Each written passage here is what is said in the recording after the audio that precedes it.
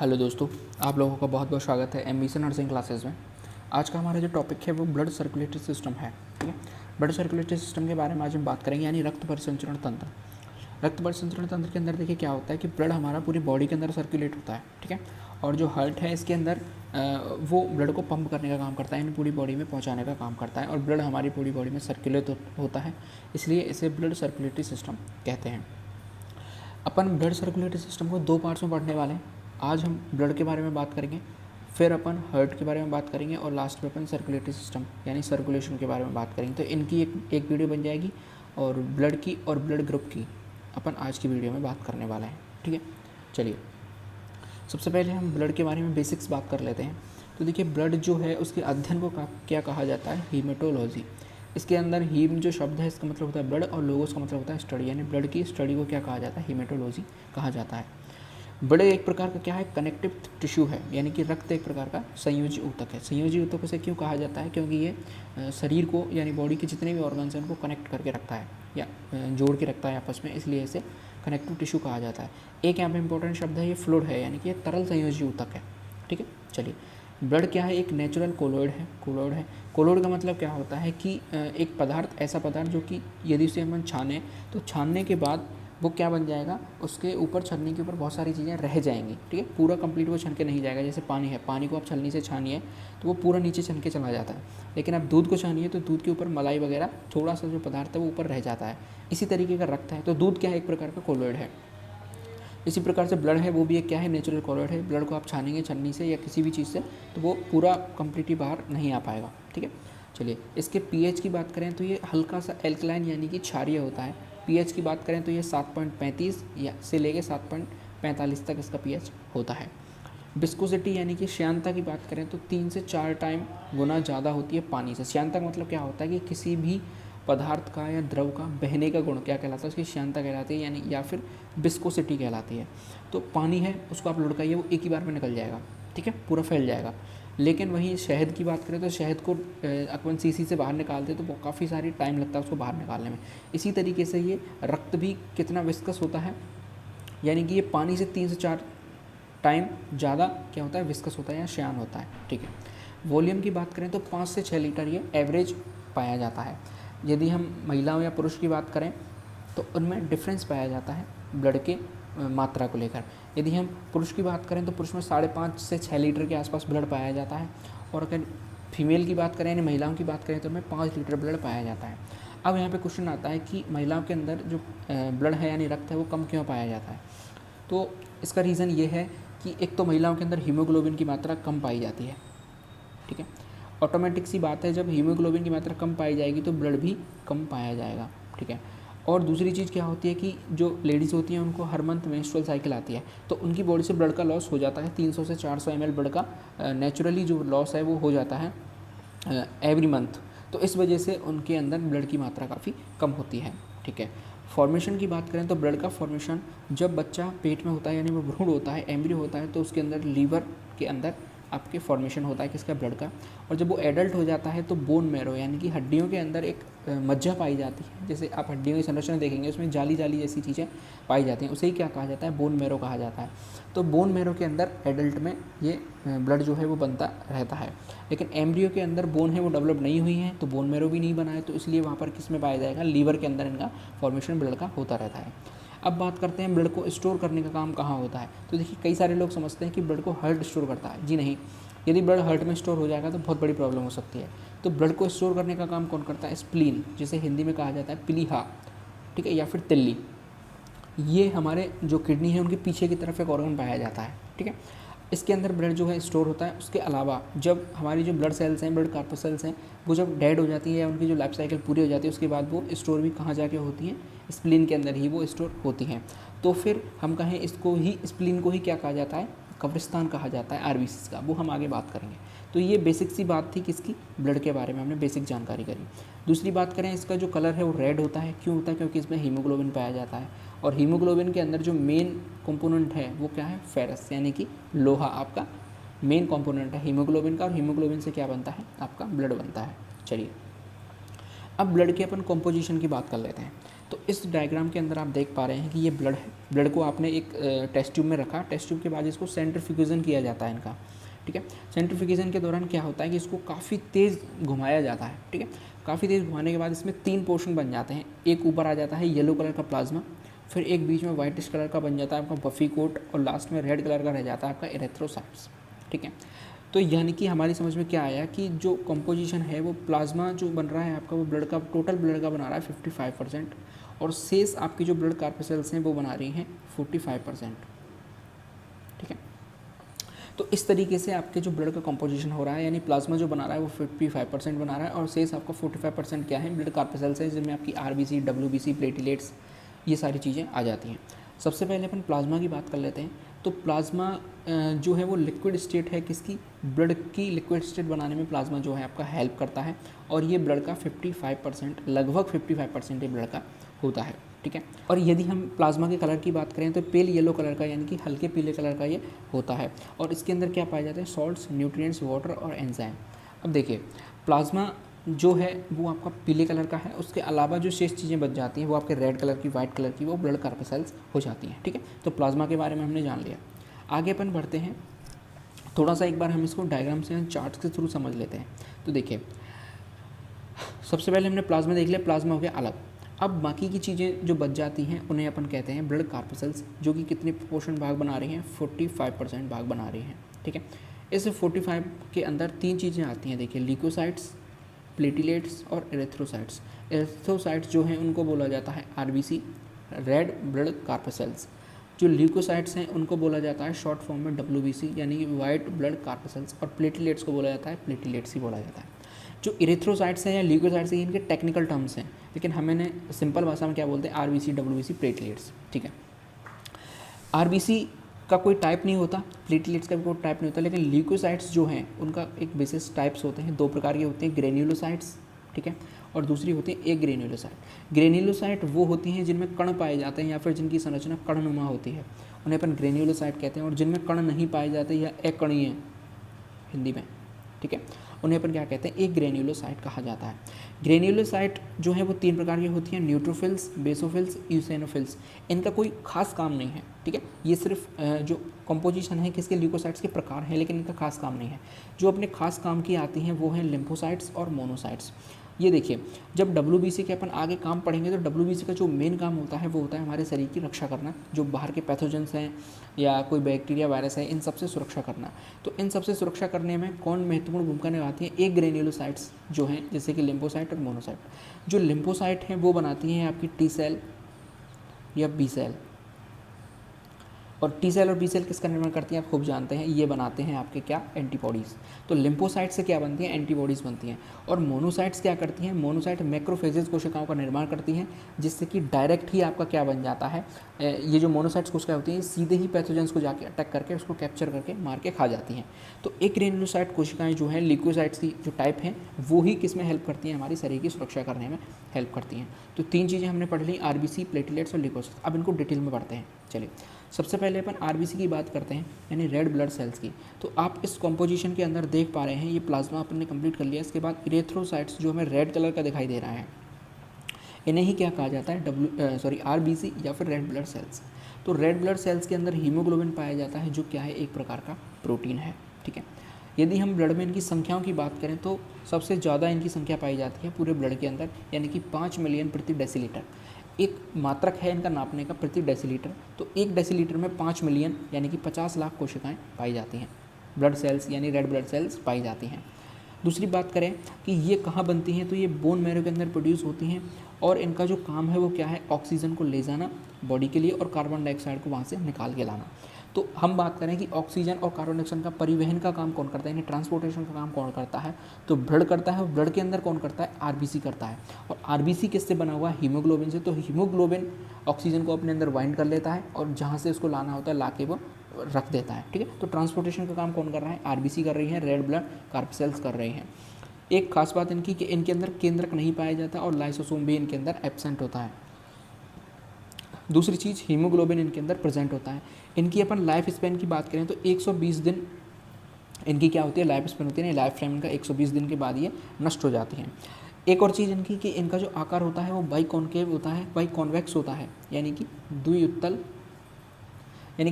प्रकार की ये कोशिकाएं पाई जाती हैं, अंदर से धसी हुई पाई जाती हैं। ठीक है, तो ये हमने आरबीसी पढ़ ली, यानी रेड ब्लड सेल्स पढ़ ली। यहाँ पर खास बात क्या है कि ये बोन मैरो के अंदर बनती हैं, ऑक्सीजन को लाने ले जाने का काम करती हैं। इनमें हीमोग्लोबिन पाया जाता है जो एक प्रकार का प्रोटीन है। खास चीज़ है वो इनका नंबर है, नंबर पूछता है एक नंबर के क्वेश्चन में कई बार कि इनकी संख्या कितनी होती है, तो 5 मिलियन प्रति डेसीलीटर, यानी कि 50 लाख प्रति डेसीलीटर इनका जो नंबर होता है। इनके अंदर न्यूक्लियस प्रेजेंट नहीं होता, लाइसोसोम भी इनके अंदर प्रेजेंट नहीं होता है। चलिए आगे अपन आते हैं वाइट ब्लड सेल्स के ऊपर, यानी WBC। तो WBC मैंने आपको बताया था कि ये रिस्पॉन्सिबल है किसके लिए, fighting foreign pathogens such as bacteria, virus, fungi to entire our body. यानी कि जो हमारी बॉडी के अंदर कोई पैथोजेंस घुस गया है, जैसे बैक्टीरिया आ गया, वायरस आ गया, फंजाई आ गया, तो ये उनसे हमारी सुरक्षा करती हैं। और इन जो वाइट ब्लड सेल्स हैं इनमें भी कौन सी कोशिकाएँ, एक ग्रेन्युलोसाइट कोशिकाएँ, जिनमें कि आपकी लिम्फोसाइट्स या फिर आपकी जो मोनोसाइट्स कोशिकाएँ होती हैं वो ही हेल्प करती हैं किसमें, कोशिका जो बाहर का पैथोजेंस आ गया उसको मारने में। इनकी संख्या की बात करें तो 10K के मैंने जो आजकल सोशल मीडिया का ज़माना है तो 1000 को K लिखा जाता है, मिलियन को M लिखा जाता है। ठीक है, तो शॉर्ट में मैंने लिख दिया 10,000 प्रति डेसीलीटर। और 5,000 या 10,000 इनकी जो रेंज है वो होती है 5,000 से 10,000 प्रति डेसीलीटर में। इनके अंदर जो न्यूक्लियस है वो क्या होता है, न्यूक्लियोलस लिख गया है ये, न्यूक्लियस जो है वो क्या होता है, प्रेजेंट होता है, यानी कि इनमें जो केंद्रक है वो पाया जाता है। अगली जो चीज़ आती है हमारे पास प्लेटिलेट्स आ जाती है, यानी कि तीसरा जो कंपोजिशन अपन पढ़ने वाले हैं वो प्लेटिलेट्स है। प्लेटिलेट्स क्या होती है कि छोटी छोटी डिस्क शेप कोशिकाएं होती हैं जो किसको रेगुलेट करती हैं, ब्लड फ्लो को। यानी हमारी कहीं चोट लग जाए, हमारी बॉडी कहीं से डैमेज हो जाए, तो डैमेज होने के बाद ब्लड वहाँ से निकल जाएगा तो पूरे ब्लड का लॉस हो जाएगा हमारी बॉडी से, तो ये भी नुकसान की चीज़ है। लेकिन इसको बचाने के लिए हमारी बॉडी में प्लेटिलेट्स पाए जाते हैं, और ये प्लेटिलेट्स क्या करते हैं, तुरंत वहाँ पर ब्लड क्लॉटिंग कर देते हैं, और ब्लड क्लॉटिंग होने से रक्त वहाँ पर रुक जाता है, इन रक्त का बहाव जो है वो रुक जाता है। और इनकी जो संख्या है वो 2.5 लाख से 5 लाख या 5.5 लाख के आसपास इनकी जो नंबर्स होते हैं प्लेटिलेट्स के। डेंगू जो रोग होता है उस डेंगू के अंदर प्लेटिलेट्स को वो बनाया जाता है, क्या टारगेट किया जाता है। प्लेटिलेट्स वहाँ पर बहुत ज़्यादा घट जाती हैं, और प्लेटिलेट्स घट जाने से जब आपके डेंगू की जो सीवरेज कंडीशन आ जाएगी, यानी बहुत ज़्यादा डेंगू आपको हो जाएगा, तो आपकी बॉडी के जितने भी पार्ट्स हैं वहाँ से ऑटोमेटिक ब्लड निकलने लग जाएगा। ठीक है, ऑटोमेटिक वहाँ से ब्लड, आपको कहीं भी चोट लगी तो ऑटोमेटिक ब्लड निकलने लग जाएगा, और ब्लड वहाँ पे फिर रुकेगा नहीं। इसी का एक प्लेटिलेट्स का ही दूसरा काम है, जैसे हीमोफीलिया रोग आपने सुना होगा, हीमोफीलिया के अंदर भी यही होता है कि प्लेटिलेट्स वहाँ पर बहुत कम पाई जाती हैं, ना के बराबर पाई जाती हैं। तो इस तरीके से हमने 3 चीज़ें पढ़ ली, यानी कोशिकाएं पढ़ ली, ब्लड का कंपोजिशन था वो पढ़ लिया, प्लाज्मा, और ये आपका ल्यूकोसाइट, प्लेटलेट्स और एरिथ्रोसाइट्स, ये सब हमने कंप्लीट कर लिए। आगे बढ़ते हैं, फंक्शंस ऑफ ब्लड, यानी कि ब्लड के कार्यों पर अपन आते हैं। तो ब्लड के कार्य देखिए क्या है, फ्लूइड कनेक्टिव टिश्यू, यानी ये तरल संयोजी ऊतक है जो कि एक प्रकार से हमारी बॉडी को जोड़ के रखता है, कनेक्ट करके रखता है ऑर्गन टू ऑर्गन। ठीक है, provide oxygen to the cell, यानी ऑक्सीजन को लेके जाएगा ये, और ऑक्सीजन को ले जाने के बाद ये जो टिश्यू है, जो सेल है, उसके लिए ऑक्सीजन को कौन प्रोवाइड कराएगा, ब्लड प्रोवाइड कराएगा। तो एक तरीके से जो फेफड़े हैं यानी लंग्स हैं वो तो एक तरीके से ऑक्सीजन या कार्बन डाइऑक्साइड को स्टोर करके रखते हैं। ठीक है, लेकिन लाने ले जाने का काम कौन कर रहा है, ब्लड कर रहा है। ठीक है, चलिए, ट्रांसपोर्ट हार्मोन एंड न्यूट्रिएंट्स, यानी जितने भी हमारी बॉडी से हार्मोन्स निकलते हैं या न्यूट्रिएंट्स हम लेते हैं तो उनको ट्रांसपोर्टेशन का काम कौन करता है, ब्लड करता है। जैसे हमने कोई चीज़ खाई, ठीक है, कार्बोहाइड्रेट अपन ने कंज्यूम किया, कंज्यूम होने के बाद वो हमारे स्टमक में जाएंगे, वो हमारे स्टमक में जाएंगे, स्टमक में जाने के बाद वो छोटी आंत में जाएंगे, छोटी आंत में जाने के बाद उनका पाचन होगा, पाचन होने के बाद उनको एब्जॉर्ब किया जाएगा, यानी कि अवशोषित किया जाएगा। अब अवशोषित किसके द्वारा किया जाएगा, ब्लड के द्वारा हमको अवशोषित किया जा रहा है, और ब्लड में वो चले जाएंगे। ब्लड में जाने के बाद जहाँ भी कार्बोहाइड्रेट की ज़रूरत होगी वहाँ उसे पहुँचा दिया जाएगा। ठीक है, blood clotting at site of injury, यानी कहीं पर हमें चोट लग गई है तो वहाँ पर ब्लड क्लॉटिंग का काम कौन करता है, ब्लड ही करता है। ठीक है, यदि ब्लड क्लॉटिंग का फंक्शन इसके अंदर नहीं होगा तो कहीं से चोट लगी तो ब्लड पूरा बाहर निकल जाएगा। ठीक है, अगला है transport of waste to the kidney and liver, यानी कि हमारी बॉडी के अंदर जितने भी वेस्ट प्रोडक्ट बनते हैं, चाहे वो किडनी के अंदर बने चाहे वो लीवर के अंदर बने, तो उनको लेके आने का काम कौन करता है। वेस्ट तो देखिए बन चुके हैं लीवर के अंदर, किडनी के अंदर, अब उनको ट्रांसपोर्ट करने का काम कौन कर रहा है, ट्रांसपोर्ट करने का काम कौन करेगा, ब्लड करेगा। जैसे कि हमारी जो यूरिया बनता है, अपन यूरिन का त्याग करते हैं तो यूरिया बनता है वो लीवर के अंदर बनता है, तो यूरिया को लेकर आएगा ब्लड, और ब्लड लाकर किडनी को दे देगा, किडनी उसको छान के मूत्र के थ्रू बाहर निकाल देगी, यूरिन के थ्रू बाहर निकाल देगी। तो अब यहाँ तक किडनी तक लाया कौन, ब्लड लेके आया। ठीक है, तो ट्रांसपोर्ट जो वेस्ट प्रोडक्ट का कौन करता है, ब्लड करता है। Protection of body against pathogens. Pathogens हमारी बॉडी के अंदर आ जाएंगे तो उनको प्रोटेक्ट करने का काम कौन करेगा? ब्लड ही करेगा, जिसके अंदर WBC पाई जाएंगे और WBC के अंदर लिम्फोसाइट सेल्स पाई जाती हैं जो एंटीबॉडी बनाती हैं, T सेल, B सेल। ठीक है, चलिए आगे अपन बात करते हैं ब्लड ग्रुप सिस्टम के बारे में कि ब्लड ग्रुप का क्या सिस्टम है। देखिए आपने कई बार सुना होगा, आप जैसे नर्सिंग वाले बच्चे हैं उस फील्ड से क्या करते हैं कि ये कई बार सुनते रहते हैं ब्लड ग्रुप वगैरह। ठीक है, तो इस ब्लड ग्रुप में क्या है वो हम आज बात करेंगे। देखिए कार्ल लैंडस्टीनर एक साइंटिस्ट हुए, ऑस्ट्रेलियन साइंटिस्ट थे, जिन्होंने ABA ब्लड ग्रुप सिस्टम का इजाद किया यानी खोज की, जो कि 1900 के अंदर इन्होंने खोजा।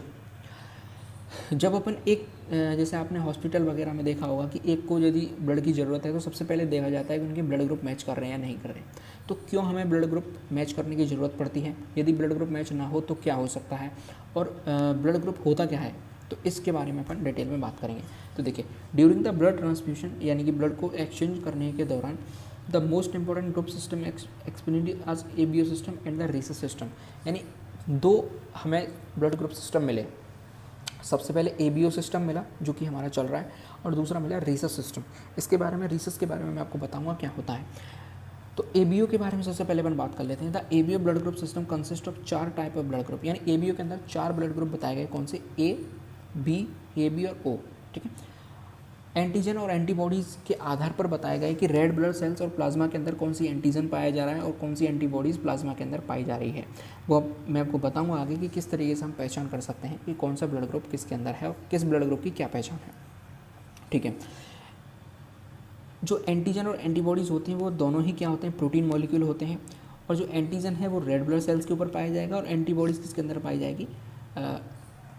प्लाज्मा के अंदर पाई जाएगी। तो प्लाज्मा के अंदर ही क्या है? आपका WBC है। ठीक है, WBC सब प्लाज्मा के अंदर रहते हैं, RBC भी प्लाज्मा के अंदर रहती है, WBC भी प्लाज्मा के अंदर रहती है, प्लेटलेट्स भी प्लाज्मा के अंदर रहती है। तो जो एंटीबॉडीज़ हैं वो प्लाज्मा के अंदर हैं, लेकिन रेड ब्लड सेल्स के सरफेस पर कुछ एंटीजन्स पाए जाते हैं। ठीक है, इन एंटीजन्स के द्वारा ही अपन पहचान करते हैं कि A है, B है, AB है, O है। चलिए ABO ब्लड ग्रुप के अंदर हमने देखा 4 प्रकार के ब्लड ग्रुप पाए जा रहे हैं। ग्रुप A के अंदर क्या होगा कि एंटीजन A पाया जाएगा और एंटीबॉडी B पाई जाएगी, यानी कि ये RBC की सरफेस है तो इस पर एंटीजन कौन पाया जा रहा है? A एंटीजन पाया जाएगा। ठीक है, और एंटीबॉडी कौन सी पाई जाएगी? B एंटीबॉडी पाई जाएगी। ये एंटीबॉडी की स्ट्रक्चर है। ठीक है, आगे अपन डिटेल में बात करेंगे। ग्रुप B के अंदर क्या होगा कि एंटीजन तो पाया जाएगा B और एंटीबॉडी पाई जाएगी A। ठीक है, जो ग्रुप AB है उसके अंदर A और B दोनों एंटीजन पाए जाएंगे। ठीक है, A और B दोनों एंटीजन पाए जाएंगे लेकिन एंटीबॉडी नहीं पाई जाएगी। और जो ग्रुप A है इसके अंदर एंटीजन नहीं पाया जाएगा कोई भी, और एंटीबॉडी दोनों प्रकार की पाई जाएंगी। चलिए ये बेसिक सी बात है, आगे अपन बढ़ते हैं। इस चार्ट के थ्रू अपन समझते हैं जिससे आपको सब कुछ क्लियर हो जाएगा। सबसे पहले अपन ब्लड ग्रुप A की बात कर लेते हैं। ब्लड ग्रुप जो A है उसमें जो RBC है उसके अंदर कौन सी एंटीजन पाए जाएंगे? A एंटीजन पाया जाएगा। ठीक है, और प्लाज्मा में एंटीबॉडी कौन सी पाई जाएगी? B एंटीबॉडी पाई जाएगी। ठीक है, तो A एंटीजन पाया जाएगा और B एंटीबॉडी पाई जाएगी। तो कौन सा ब्लड ग्रुप होगा? A ब्लड ग्रुप होगा। ठीक है, अब देखें आप इस चार्ट को थोड़ा ध्यान से देखेंगे तो आपको जो स्ट्रक्चर दिखाई दे रही है वो कुछ इस तरीके की दिखाई दे रही है एंटीजन की। A एंटीजन की हम बात कर रहे हैं तो A एंटीजन की स्ट्रक्चर हमें इस प्रकार की दिखाई दे रही है। और जब आप एंटीबॉडीज़ की स्ट्रक्चर देखेंगे तो एंटीबॉडी की स्ट्रक्चर आपको कुछ इस प्रकार की दिखाई दे रही है। ठीक है, अब यहाँ पर जो कोएगुलेशन आपने सुना होगा कि ग्रुपिंग हो जाती है, समूहन हो जाता है, किस तरीके से कि मान के चलिए कोई B ब्लड ग्रुप वाला बंदा है। ठीक है, अब B ब्लड ग्रुप के अंदर कौन सी आपकी एंटीजन पाया जा रहा है? B antigen. तो B एंटीजन की स्ट्रक्चर हमने मान ली ऐसी।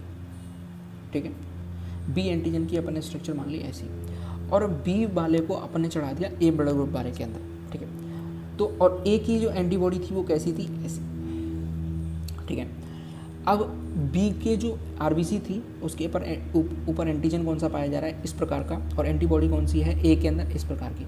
तो ये दोनों आकर क्या कर देंगे? यहाँ पर ग्रुपिंग हो जाएगी इनके अंदर, यानी ये एंटीबॉडी इसके ऊपर आकर जुड़ जाएगी। ठीक है, ये एंटीबॉडी इसके ऊपर आकर जुड़ जाएगी। तो इसके ऊपर आकर जैसे ही जुड़ जाएगी तो एक जगह पर ग्रुपिंग हो जाएगी, और ग्रुपिंग होने से आपका क्या होगा कि ब्लड वहीं पर क्लॉट होने लग जाएगा, यानी इकट्ठा होने लग जाएगा, और ब्लड आगे फ्लो नहीं कर पाएगा और रोगी की क्या हो जाएगी? मृत्यु हो जाएगी। यही रीज़न है कि जो ग्रुप्स हैं उनको मैच किया जाता है।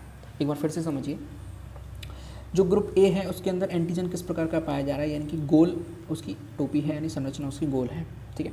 और एंटीबॉडी कैसी पाई जा रही है, बाई शेप की, ठीक है। बी के अंदर यदि हम ग्रुप की बात करें, ग्रुप बी के अंदर बात करें, तो इसके अंदर एंटीजन कैसा पाया जा रहा है, जैसे ऊपर ट्रायंगल रखा हो तीर के आकार का, ठीक है। और ए के अंदर कैसी एंटीबॉडी हमने देखी, बिल्कुल वाई आकार की। तो वाई आकार की एंटीबॉडी जब ए के अंदर है और ए को हमने ब्लड ग्रुप चढ़ा दिया बी का, तो उसके अंदर इन दोनों ग्रुपिंग कर जाएंगे, यानी एंटीजन और एंटीबॉडी आपस में कनेक्ट हो जाएंगे और जुड़ते ही वो ग्रुपिंग हो जाएंगे और एक जगह पर इकट्ठे होने स्टार्ट हो जाएंगे और रोगी की जो है वो मृत्यु हो जाएगी। इससे बचने के लिए क्या किया जाए, इसका जो हम कहें सॉल्यूशन क्या है, तो इसका सॉल्यूशन ये है कि ग्रुप ए के अंदर ये वाले स्ट्रक्चर है, ठीक है। तो ग्रुप ए वाले को सिर्फ ए वाले का ही रक्त चढ़ाया जाए। अभी तक तो सिर्फ ये है कि ए वाले को ही रक्त चढ़ाया जाए, ठीक है। दूसरी अपन बात करते हैं ग्रुप बी की। ग्रुप बी के अंदर जो एंटीजन है उसकी शेप देखिए, यहाँ बिल्कुल तीर जैसी संरचना आपको दिखाई दे रही है, और लेकिन एंटीबॉडी आपको कैसी दिखाई देगी, इस प्रकार की, ठीक है। एंटीबॉडी कप शेप और नीचे की तरफ आपको एक डंडी, इस तरह की एंटीबॉडी बी के अंदर पाई जाती है। अब ग्रुप ए बी की यदि बात करें तो ग्रुप ए बी में कोई भी एंटीबॉडी नहीं पाई जाएगी, और ग्रुप ओ के अंदर बात करें तो कोई भी एंटीजन नहीं पाया जाएगा और एंटीजन दोनों पाए जाएंगे। अब देखिए, हमने बात कर ली ए को यदि बी का चढ़ा दें तो क्या हो जाएगा, तो ए को किसकी ज़रूरत है, सिर्फ ए की। लेकिन दो चीज़ें हमारे सामने आ जाती हैं कि जो ग्रुप ए है उसे बोला जाता है यूनिवर्सल, जो ग्रुप ए बी है उसे बोला जाता है यूनिवर्सल रिसीवर, ठीक है। और ग्रुप ओ है उसे बोला जाता है यूनिवर्सल डोनर, यानी कि सार्वत्रिक, एक है सार्वत्रिक दाता और एक है सार्वत्रिक ग्राही। जो ए बी है वो है सार्वत्रिक ग्राही। तो अब वो सार्वत्रिक ग्राही यानी कि यूनिवर्सल रिसीवर कैसे बना, देखिए, चूँकि उसके पास एंटीजन कौन सा है, ये वाला भी है, यानी कि गोल वाला एंटीजन भी है, और ये वाला आपके तीर वाला भी एंटीजन है। अब मान के चलिए हमने ऐसे, और एंटीबॉडी कोई भी नहीं है, ठीक है। अब हमने मान के चलिए इसको बी का चढ़ा दिया, ए बी को किसका चढ़ा दिया, बी का चढ़ा दिया। अब बी का जैसे ही अपन चढ़ाएंगे तो कोई भी एंटीबॉडी यहाँ पर नहीं पाई जाएगी, तो इस वजह से समूहन की कोई भी संभावना है ही नहीं, ठीक है भाई। एंटीबॉडीज़ यदि हमने बी का चढ़ा दिया तो बी की एंटीबॉडी बी से ही तो जुड़ेंगी, ठीक है। लेकिन यहाँ पर जुड़ने का कोई केस ही नहीं है, तो यहाँ पर कोई भी एंटीबॉडी नहीं जुड़ पाएगी और एंटीजन दोनों पाए जा रहे हैं। जो एंटीबॉडी आपकी जो बी की आएगी वो किससे जुड़ जाएगी, जिससे भी उसे जुड़ना होगा, यानी गोल वाले से वो जुड़ जाएगी, ठीक है। और एंटीजन जब यहाँ कोई भी एंटीबॉडी यहाँ कोई भी नहीं पाई जाए तो ग्रुपिंग की संभावना बिल्कुल जीरो हो जाती है। इसी तरीके से यदि अपन बात करें ग्रुप ओ की, जिसे बोला जाता है यूनिवर्सल डोनर, मान के चलिए ग्रुप ओ को चढ़ा दिया जाता है ए के लिए, ठीक है। तो इसके पास कोई भी एंटीजन नहीं है, यानी कि इसका सरफेस खाली है, और एंटीबॉडीज़ के पास दोनों पाई जा रही हैं। तो यदि हम ए को चढ़ा देंगे तो एंटीबॉडीज़ यहाँ पर पाई जा रही हैं, तो ये घूमती रहेंगी आपस में, लेकिन ये जो एंटीबॉडी है ये यहाँ पर जुड़ ही नहीं पाएंगे क्योंकि इसके पास कोई भी एंटीजन है ही नहीं। तो इन एंटीबॉडीज़ का कोई काम नहीं है, ये आराम से इनके साथ मिलकर घूमती रहेंगी। तो ये ब्लड ग्रुप का सिस्टम है। आपको देखिए, सबसे पहले जो प्राथमिकता दी जाती है वो ए वाले को ए की ही दी जाती है, बी को बी का ही चढ़ाया जाता है, और ए बी को ए बी का और ओ को ओ का, ये प्राथमिकता दी जाती है। लेकिन रेयर केस में यदि ना मिले तो फिर ओ सबको चढ़ा दिया जाता है। ऐसा नहीं है कि भाई ए है तो ओ चढ़ा दो, नहीं, यदि ए ही अवेलेबल है तो ए ही चढ़ाया जाता है, ठीक है। ऐसे ए बी है तो यदि ए बी अवेलेबल है तो ए बी ही चढ़ाएंगे, यदि ए बी अवेलेबल ना हो तो ए चढ़ा दो, बी चढ़ा दो, वो रेयर केस में बनता है। तो आई होप आपको ये जो ब्लड ग्रुप सिस्टम हो एक बार में समझ में आ गया होगा कि क्यों ए को बी का नहीं चढ़ाया जाता, बी को ए का नहीं चढ़ाया जाता, क्या रीज़न है, और क्यों ए बी को यूनिवर्सल रिसीवर कहा जाता है और ओ को यूनिवर्सल डोनर कहा जाता है, ठीक है। दूसरी चीज़, यदि अपन पहचान की बात करें कि जो साइंटिस्ट या लैब में जो टेक्नीशियन होते हैं वो किस तरीके से पहचान करते हैं, तो देखिए इसको पहचान करने के कई सारे रीज़न हैं, तरीके हैं। तो एक जो बेसिक तरीका होता है वो क्या होता है कि आपका सैंपल लिया जाएगा, ब्लड का सैंपल लिया जाएगा, उसे स्लाइड पर रख के, ठीक है, मैश किया जाएगा स्लाइड पे रख के, और उसको माइक्रोस्कोप के नीचे देखा जाएगा। तो आपकी आरबीसी को जब अपन देखेंगे माइक्रोस्कोप के नीचे, तो कुछ अगर आपको ऐसी संरचना दिखाई दे रही है, यानी गोल प्रकार की संरचना दिखाई दे रही है, तो एंटीजन कौन सा पाया जा रहा है, आपके पास ए एंटीजन पाया जा रहा है, यानी ब्लड ग्रुप कौन सा है, ए है। यदि त्रिभुजाकार यानी तीर के जैसी संरचना पाई जा रही है तो कौन सा एंटीजन है, बी एंटीजन है, तो ब्लड ग्रुप कौन सा है, बी है। यदि दोनों पाए जा रहे हैं तो ए बी है, और यदि खाली है तो ओ है। ये सिंपल प्रकार से आपका ब्लड ग्रुप चेक किया जाता है। चलिए, अब आपने सुना होगा कि उसका ओ पॉजिटिव है, ओ नेगेटिव है, A B positive, A B negative. ये क्या केस बनता है, इसका जो केस है वो बनता है RH ब्लड ग्रुप सिस्टम से। देखिए, RH ब्लड ग्रुप सिस्टम जो है, जो साइंटिस्ट हुए एक वीनर, ठीक है, एक साइंटिस्ट हुए कौन, वीनर ने क्या किया, कई सारे बंदर जो थे रीसस जो बंदर होते हैं लाल मुंह वाले, उनके रक्त को लिया और उनके रक्त को वो चेक करते गए, ठीक है। और उनको चेक करने के बाद उन्होंने जब ऐसे ब्लड ग्रुप में चेक किया कि कौन से ब्लड ग्रुप में क्या कौन से एंटीजन पाए जा रहे हैं, तो उन्होंने देखा कि कुछ बंदरों में तो ए है, बी है, कुछ में कुछ नहीं है, ये ग्रुप तो मिल ही रहा था। इसके अलावा कुछ बंदर ऐसे थे जिनमें एक विशेष प्रकार का एंटीजन पाया जा रहा था, जैसे मान के चलिए ये, ठीक है। यानी कि कुछ जो बंदर थे वो ऐसे थे जिनकी आरबीसी की सरफेस पर कुछ विशेष प्रकार की संरचना पाई जा रही है, यानी अलग थी, ए और बी एंटीजन से कुछ अलग संरचना थी, ठीक है। तो इसको इन्होंने देखा तो कुछ में थी कुछ में नहीं थी, तो जिनमें थी उन्होंने बताया, उसको नाम रख दिया, क्योंकि ये रीसस बंदर के अंदर इसकी खोज की गई तो इसको रख दिया RH फैक्टर, ठीक है। इसको क्या नाम दे दिया, RH फैक्टर। तो जिसके अंदर जो आपकी RH यानी कि RH जो एंटीजन है वो पाया जा रहा है उसे कहा जाएगा RH पॉजिटिव यानी रीसस पॉजिटिव, और जिसके अंदर RH फैक्टर जो हम कहें एब्सेंट है उसे कहा जाएगा RH नेगेटिव, ठीक है। तो जिनके अंदर RH एंटीजन पाया जाएगा उन्हें रीसस पॉजिटिव यानी RH पॉजिटिव कहेंगे, और जिनके अंदर नहीं पाया जाएगा उन्हें रीसस नेगेटिव या फिर RH नेगेटिव कहेंगे। इंडिया के अंदर बात करें तो 80% जो ह्यूमंस हैं हमारे इंडिया के अंदर वो कैसे हैं, RH पॉजिटिव हैं। इसीलिए ज़्यादातर आपको इंडिया के अंदर देखने को नहीं मिलेगा, नेगेटिव बहुत कम देखने को मिलते हैं, सबको पॉजिटिव पॉजिटिव ही कहा जाता है। अब चूँकि पॉजिटिव है तो उसे लिखा नहीं जाता, सिर्फ लिख देते हैं A B, लेकिन नेगेटिव होता है जो नेगेटिव, क्योंकि नेगेटिव जो है वो रेयर हो जाएगा 20% के अंदर, ठीक है। तो 20% के अंदर तो इसलिए लिखा जाता है A नेगेटिव B नेगेटिव, लेकिन पॉजिटिव को लिखा नहीं जाता। तो ये रीज़न है आपका RH positive A positive B positive क्यों लिखा जाता है, ठीक है। तो ये आपने समझ लिया। तो रेड ब्लड सेल्स के अंदर क्या खोजा गया, RH फैक्टर खोजा गया, जैसे RH एंटीजन कहा गया। तो ये आपका ब्लड ग्रुप का मैंने आपको सिस्टम समझा दिया। तो हमने ब्लड के बारे में कंप्लीट पढ़ लिया, क्या कंपोजिशन होता है किस तरीके से, और ब्लड ग्रुप सिस्टम भी हमने पढ़ लिया। अगली वीडियो में अपन हार्ट पढ़ेंगे और ब्लड सर्कुलेशन पढ़ेंगे, किस तरीके से बॉडी में ब्लड सर्कुलेट होता है, और ब्लड प्रेशर के बारे में थोड़ा सा अपन जानेंगे। अगर वीडियो आपको अच्छी लगी है, पसंद आई है, लाइक जरूर कर दें, एक अच्छी सी कमेंट कर दें नीचे। कोई क्वेश्चन है तो आप पूछ सकते हैं, कोई दूसरे टॉपिक पर वीडियो चाहिए तो वो आप नीचे बता सकते हैं। देश से प्यार करें, माता पिता से प्यार करें। जय हिंद।